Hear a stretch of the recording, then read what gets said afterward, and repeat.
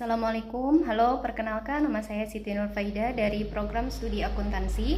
Video ini dibuat untuk memenuhi tugas mata kuliah pengantar manajemen dengan judul Dampak Teknologi AI Terhadap Keputusan Rasional. Dalam kehidupan sehari-hari, contoh penggunaan AI antara lain adalah asisten pribadi digital, rekomendasi produk, chatbot, dan diagnosis kesehatan. Kecerdasan buatan juga sering digunakan dalam bidang medis untuk meningkatkan akurasi program yang digunakan untuk mendeteksi kondisi kesehatan. AI memiliki dampak signifikan pada pengambilan keputusan rasional dalam berbagai bidang, termasuk industri asuransi dan pengelolaan keuangan. Berikut beberapa dampak positif dan negatifnya. Yang pertama, dampak positif. Pengambilan keputusan yang cepat dan akurat. AI dapat menganalisis data besar dengan cepat dan membuat keputusan yang lebih akurat tanpa kesalahan manusia. Analisis data yang lebih baik, AI dapat memproses informasi kompleks dan mengidentifikasi pola yang tidak terlihat oleh manusia, membantu dalam pengambilan keputusan strategis. Pengelolaan risiko yang lebih efisien dapat mendeteksi dan mencegah penipuan serta mengotomatisasi proses klaim yang meningkatkan efisiensi dan mengurangi risiko. Untuk selanjutnya ada dampak negatif. Dampak negatif pekerjaan manusia. Otomatisasi pekerjaan oleh AI dapat menggantikan beberapa tugas manusia, menyebabkan pengangguran dalam sektor-sektor tertentu. Ketergantungan berlebihan pada AI dapat mengurangi kemampuan manusia untuk melaksanakan tugas-tugas sendiri, menyebabkan ketidakefektifan intelektual.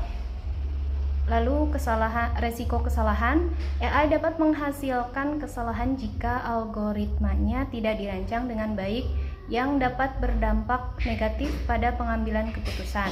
Untuk memaksimalkan dampak positif dan mengurangi dampak negatif, perusahaan perlu mengambil langkah-langkah seperti pendidikan dan pengembangan keterampilan bagi para manajer bidang AI dan menganalisis data, serta integrasi antara manusia dan AI untuk menciptakan sinergi yang efektif. Kemudian dampak negatif penggunaan AI dalam pengambilan keputusan meliputi berbagai aspek seperti hilangnya lapangan pekerjaan, ketimpangan ekonomi, ancaman cyber, bias dalam keputusan, ketergantungan berlebih, pelanggaran data, dan implikasi etika. AI dapat menggantikan pekerjaan manusia, meningkatkan ketimpangan ekonomi, disalahgunakan untuk serangan cyber, menghasilkan keputusan diskriminatif, mengurangi keterampilan penggunaan, berpotensi untuk pelanggaran data, dan meniru perilaku merugikan. Memahami dampak negatif ini penting untuk mengintegrasikan AI secara bijak dan bertanggung jawab dalam pengambilan keputusan. Tantangan utama dalam menerapkan AI untuk pengambilan keputusan rasional meliputi potensi bias dari data pelatihan yang tidak seimbang, ketergantungan berlebihan tanpa pengawasan manusia, kurangnya emosi dan empati, ketidakmampuan untuk berkembang tanpa bantuan manusia, serta perlunya pengawasan dan kontrol. Memahami tantangan ini membantu dalam mengembangkan strategi yang efektif untuk mengintegrasikan AI dalam pengambilan keputusan yang adil dan etis dalam berbagai bidang. Organisasi harus mempertimbangkan tantangan AI dengan berhati-hati untuk memanfaatkannya secara maksimal dalam pengambilan keputusan yang rasional, objektif, dan berbasis data. Amanah, privasi, dan etika juga harus dipertimbangkan.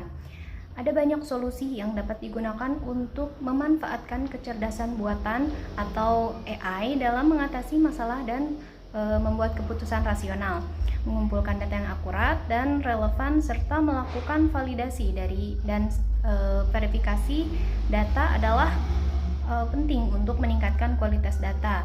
Nah, selain itu, penggunaan data yang beragam dan representatif serta pengembangan algoritma yang adil diperlukan untuk mengurangi bias. Solusi mengurangi penggunaan AI yaitu meningkatkan keterampilan soft skill dan hard skill, dapat membuat individu lebih mandiri dalam menghadapi tugas dan tantangan. Penggunaan kecerdasan buatan AI memerlukan data akurat, validasi, dan pengembangan algoritma adil untuk mengurangi bias dan mempertingkat kualitas data. Demikian pemaparan dari saya, kurang lebihnya mohon maaf. Wabillahi taufiq wal hidayah. Wassalamualaikum warahmatullahi wabarakatuh.